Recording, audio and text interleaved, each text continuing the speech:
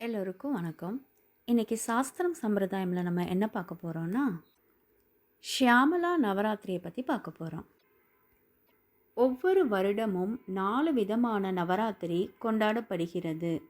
சித்திரை மாதம் வசந்த நவராத்திரி கொண்டாடப்படுகிறது. ஆடி மாதம் வாராகி நவராத்திரி, புரட்டாசி மாதம் சாரதா அல்லது சிரத் நவராத்திரி, தை மாதம் ஷியாமலா நவராத்திரி என்று 4 தேவி நவராத்திரிகள் இருப்பதாக கூறுகிறது தேவி பாகவதம். இவற்றில் தை மாதம் அமாவாசைக்கு மறுநாள் பிரதமை முதல் நவமி வரையிலுள்ள 9 நாட்கள் ஷியாமலா நவராத்திரி எனப்படும். ஷியாமலா நவராத்திரியின் 9 நாட்களிலும் ராஜஷியாமலா தேவியின் மந்திரங்களை குருமுகமாக உபதேசம் செய்து கொண்டு வழிபாடு செய்யலாம்.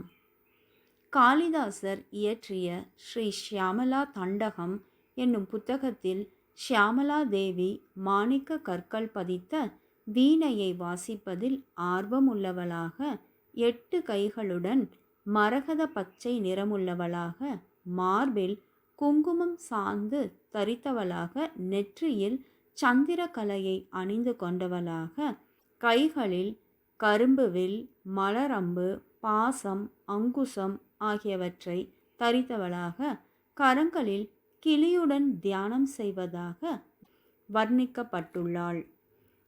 ராஜஷியாமலா, மாதங்கி, மந்திரினி போன்ற பல பெயர்களில் அழைக்கப்படும் இவள் மதங்க முனிவரின் மகளாக அவதரித்தவள். தசமகா வித்யைகளுள் 9 வித்யையாக அறியப்படுபவள்.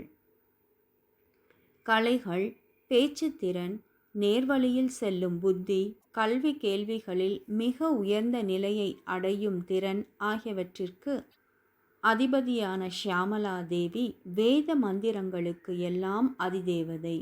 ஆகவே மந்திரினி என்று அழைக்கப்படுகிறாள். லலிதா தேவி பண்டாசுரனுடன் போருக்கு புறப்பட்ட போது லலிதா தேவியின் கையில் உள்ள மனஸ்தத்துவமான கரும்பில் இருந்து தோன்றியவளே ஷியாமலா தேவி. லலிதா பரமேஸ்வரியின் மகா மந்திரியாக இவ்வுலகை ஆட்சி செய்து அருள் புரியும் இவள் லலிதா தேவிக்கு சக்தியை தந்தவள். லலிதா தேவியின் அக்ஷர சக்தியாக விளங்குபவள். சரஸ்வதியை போன்றே அருளுபவள். வெளியில் உள்ள கலைகளுக்கும் திறமைகளுக்கும் அதிபதி சரஸ்வதி. ஷியாமலா தேவியோ தகரா காசத்தில் உள்ள கலைகளுக்கு அதிபதி. அம்பிகையின் பிரதிநிதியாக ஆட்சி நடத்துபவள். மேலும் கதம்பவன வாசினி என்றும் இந்த அம்பிகை போற்றப்படுகிறாள். அதாவது ஸ்ரீ லலிதா தேவியின் நிவாச தலமான ஸ்ரீ நகரத்தில் சுற்றிலும் கதம்பவனம் நிறைந்த பகுதியில் வாசம் செய்கிறாள் ஷியாமலா தேவி. மதுரை மாநகருக்கு கதம்பவனம் என்ற ஒரு பெயரும் உண்டு என்பதால் மதுரை மீனாட்சி அம்மன் இந்த அம்பிகையின் அம்சமாகவே போற்றப்படுகிறாள்.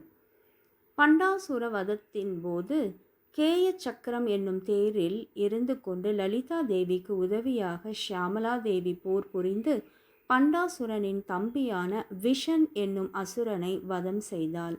வீணையை கையில் தாங்கிக் கொண்டு காட்சி தரும் ஷியாமலா தேவி சங்கீத கலைக்கு தலைவி ஆவாள். சங்கீதம் கற்றுக்கொள்பவர்களும் சங்கீதத்தை உபாசிப்பவர்களும் குறிப்பாக வீணை வாசிப்பவர்களுக்கும் விசேஷமாக அருள் புரிபவள் ஷியாமலா. நாமும் ஷியாமலா தேவி நவராத்திரியை கொண்டாடுவோம். மேலும் பல தகவல்களை அறிவோம். நன்றி, வணக்கம். எல்லோருக்கும் வணக்கம்.